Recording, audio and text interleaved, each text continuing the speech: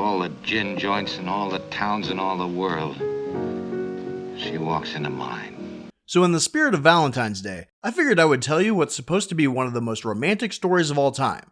Now let's see if I can ruin it. Here's Casablanca.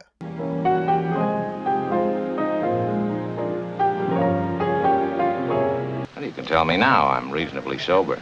So we meet this guy Rick, who everybody in the city of Casablanca thinks is so cool because he's got no facial expressions and runs a nightclub. But in reality, he's an antisocial dick who plays chess by himself. He's the kind of man that, well, if I were a woman, I should be in love with Rick. He's approached by this guy Ugarte, who murdered 2 German soldiers to get travel visas signed by a general. I thought you said this was a love story. But some of the best love stories start with a murder. It is, but it takes place during World War II, when everyone was having to do their part. Some by being soldiers, some by collecting scrap, and some by banging members of the resistance. Even little Timmy is doing his part. Nice work, Timmy. And this story is filled with everyone who wants to avoid doing their part by going to America, because they haven't entered the war yet. This place is full of vultures everywhere. But you need visas to do that, and the guys who were murdered were carrying Uber visas that can't be questioned by anyone. So basically, whoever has them can't be stopped no matter who they are. Free passage through any blockade. But the police are rounding up and searching people, so Ugarte wants Rick to hold on to him because all of his friends are pieces of shit, but since he knows that Rick doesn't like him and tells him as much on a daily basis, he trusts him. I'd stick my neck out for nobody. As soon as he leaves, the police captain tells Rick that they're going to arrest Ugarte tonight before he can make the sale, but they're going to do it here as kind of a word-of-mouth promotion for the bar.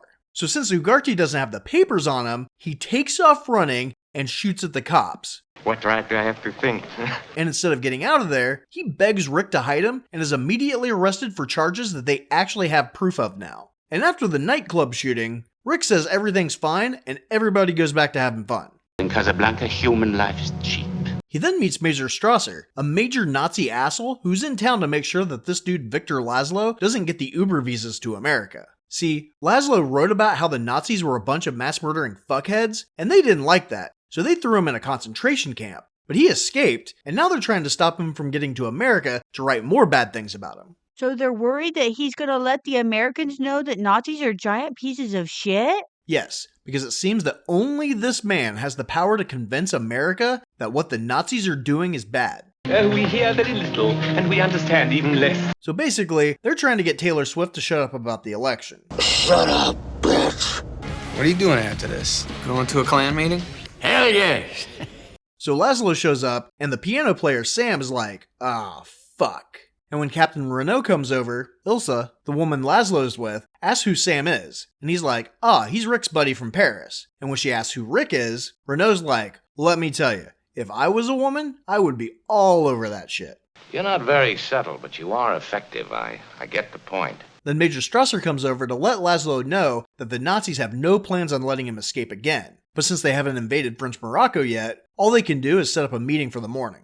The Germans leave, so Victor goes to hunt for Ugarte. He talks to this guy Berger that introduces himself as being with the Resistance. We're with the Resistance. And he tells him what happened to Ugarte. And while this is happening, Ilsa has Sam come over to catch up. She asks where Rick is, who she used to know as Richard, and Sam tells her that she should leave him alone, and that he's at another bar, the Blue Parrot, because he's banging some chick that works there.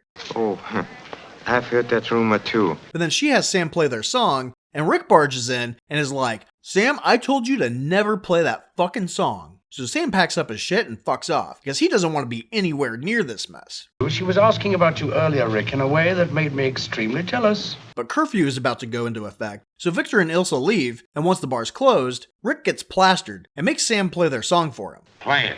As he plays as time goes by, Rick remembers back to when he was banging Ilsa in Paris. How nice you remembered. They were dating like any normal couple, except they had one rule. You can't ask any personal questions. So because they didn't know anything about the other one, beyond that they liked getting drunk and having sex with each other, they were head over heels in love. Here, drink up. We'll never finish the other 3. Now how can you be in love with somebody if you don't know anything about them? Strange. I know so very little about you. I know very little about you. I love you so much. Shut up. Every time someone tells you something about themselves, they give you a potential reason for you to not like them. Yes, I was having a brace put on my teeth. Why don't you do us all a favor and shut the fuck up? I'll give you about a 50-50 chance. You're pretty awkward, so. which is why Rick proposes to Ilsa before the Germans invade Paris. He even wants to see if the train conductor can do it on their way to Marseille tonight. I never make plans that far ahead. But Ilsa doesn't show, and had Sam give him a note telling him to forget her. So he and Sam get on the train, and then take a boat to Morocco, where he opens a bar and reinvents himself as Rick. But thinking about the past has made Rick cry like a big drunk baby. And that's when Ilsa comes back in, and Rick's like, "Why did you shit on my heart, you she-devil?" And when she tries to explain, he kinda calls her a whore, so she leaves. As I suspected, you're a rank sentimentalist. In the morning, Victor and Ilsa go to see Strasser and Renault, where the deal is that if Laszlo gives up the heads of the underground in every major city, they'll let him go to America. Where he can talk shit about him? I thought they didn't want that. Well, this is December of 1942, and if they haven't already, the Japanese are about to do something pretty stupid. So him talking shit is about to be the least of their worries. Amusing little fellow, huh? But Laszlo's like, "Dude, I didn't tell you when you were torturing me in a concentration camp. I'm not gonna let you murder all my friends because you're bribing me." He also believes that for every one the Nazis kill, others will rise up to take their place. Cut off one head, 2 more shall take its place. Hail Hydra! They then find out that they're probably not gonna get their Uber visas from Ugarte because he's dead. We haven't quite decided whether he committed suicide or died trying to escape. Their next step is to go to the black market, which is really easy to find since people just tell strangers to go to the Blue Parrot. Rick's already there because the owner Ferrari wants to get the Uber visas from him, but Rick acts like he doesn't have them and then leaves to go talk to Ilsa when Victor comes in to talk to Ferrari. He's like, "Look, I'm sorry I was so drunk when you showed up late last night, even though I stayed awake because I thought you were coming back." Yeah, it's pretty bad timing. But she doesn't want to talk to him ever again because she can tell he's mad for her ditching him. To which he's like, "No shit, but I think you owe me an explanation." See, he thinks she didn't show because she didn't want to hide from the Germans all the time since he ran guns in his past, which doesn't make any sense at all because she shows up with an actual fugitive fleeing from the Nazis. Now, what makes you think I haven't? Oh, nothing. But the real reason is that she was actually married to Victor when they were banging in Paris. And she says this super secret information right in front of a dude that's desperately trying to make money. Your secret will be safe with me. So he was right when he called her a whore. Well, at the time she thought he was dead and just happened to hear that he was still alive between her leaving to get her stuff and meeting him at the train station. Unless she already knew and went over one last time for some goodbye sex. Kiss me as if it were the last time. Oh, so now I'm a tramp. But Ferrari thinks he can get a visa for Ilsa, but Victor would have to stay behind. They don't like that idea, so they turn him down. But for some reason, he tells them that he thinks Rick has the Uber visas that Ugarte was going to sell him. And Ilsa's like, "Ah, crap. I just told him to fuck off, and now we need him?" It's poor salesmanship. But they're not the only ones who need Rick. See, there's a couple from Bulgaria who are trying to get visas, but they don't have enough money to pay off Renault, so he told the wife that he would authorize their papers if she bangs him. Let us say it is my request. That is a much more pleasant word.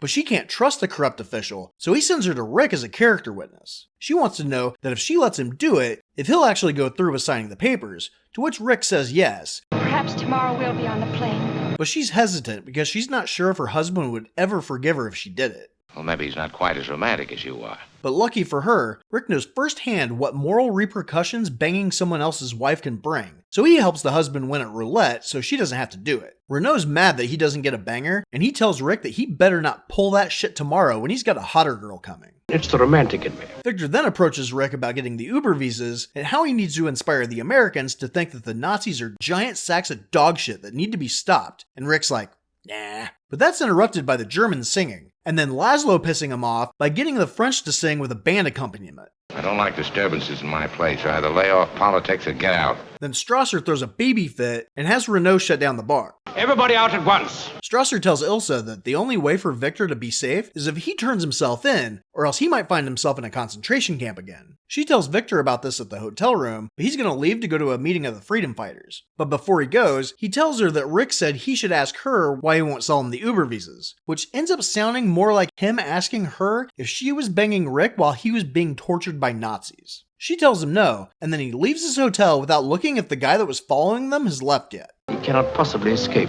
She also sneaks out into Rick's bedroom to tell him to give them the Uber visas. He's like, "These are your only way out of here, so as long as I keep them, you'll stay." You think of everything, don't you? She tells him that the Germans are going to kill Victor, and he's like, "Cool, then you'll be single again." Ilsa, I'm no good at being noble. So she pulls a gun on him, and he tells her that if Victor means that much to her, then to just kill him. But she can't do it, because she still loves Rick. Why? She had a fling with him how long ago? Year and a half. That's so long ago, I don't remember. Wait a minute. They refused to tell each other anything about themselves while they were drunk humping in Paris. Then she shows up a year and a half later and he's a complete dick to her because she left him for her husband and she's in love with him. The less time to think, the easier for all of us. Now, to be fair, she does mention that she met Victor when she, just turned 18. And she basically hero worshipped him until they got married. And right after they got married, he ditched her and went to Czechoslovakia, where he got arrested and thrown into a concentration camp. And that's when she realized that what she had for him wasn't romantic love, and that she was more starstruck and kind of just really respected him and idolized him for being so smart. If you stop breathing, we'll die. You have to think for both of us. But the day they were supposed to leave Paris, she found out that Victor had escaped and risked everything to get back to her while he was sick and injured. So she figured she'd look like a real bitch if she just left him there. Don't be afraid of that. But she really does think that she loves Rick, but to be honest, it doesn't sound like she's ever had a real relationship to compare either one of them to. You don't know anything about love. Oh, they weren't together that long. So how long was she with Rick?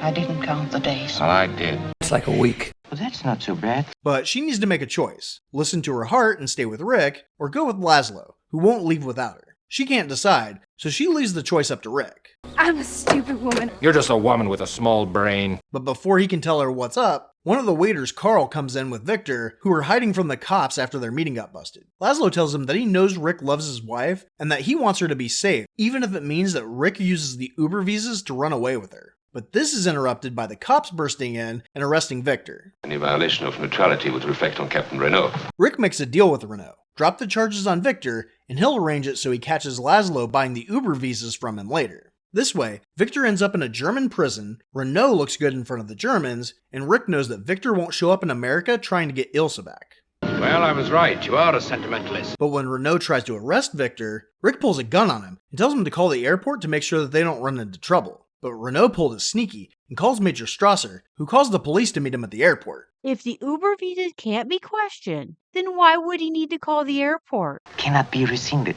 Not even questioned. When they get there, Rick tells Renault to make out the visas for Mr. and Mrs. Laszlo. And Ilsa's like, what the fuck? I was gonna stay here with you. But if Victor got away, they would both be locked up. So Rick's gonna make sure that she's safe and hold Renault hostage until they leave. Have a wonderful life together and I will take care of the cops. She doesn't understand. Someday you'll understand that. But he knows that if she doesn't go with Victor, that he won't go on fighting like he has been, and he'll never convince the Americans to officially join the war. So she has to keep begging him for the good of the world? How extravagant you are, throwing away women like that. He also tells Victor that Ilsa's been pretending to be in love with him so she could get the Uber visas, but he could smell her bullshit a mile away. How observant you are.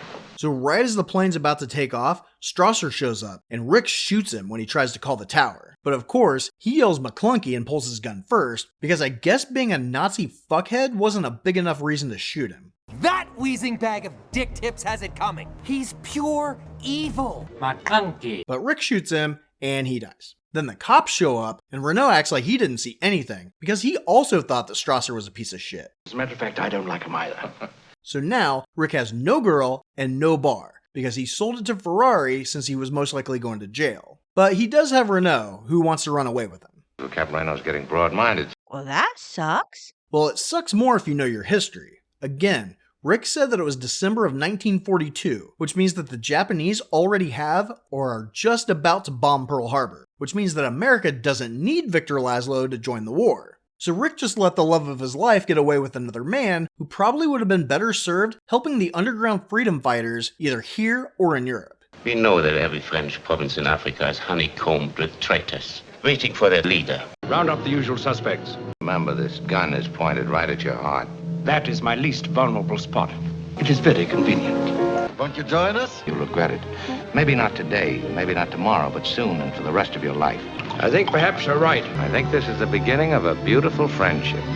As time goes by. Ain't you planning on going to bed in the near future? No. You ever going to bed? No. That's the last call, Mr. Richard. Get up and go home, will you?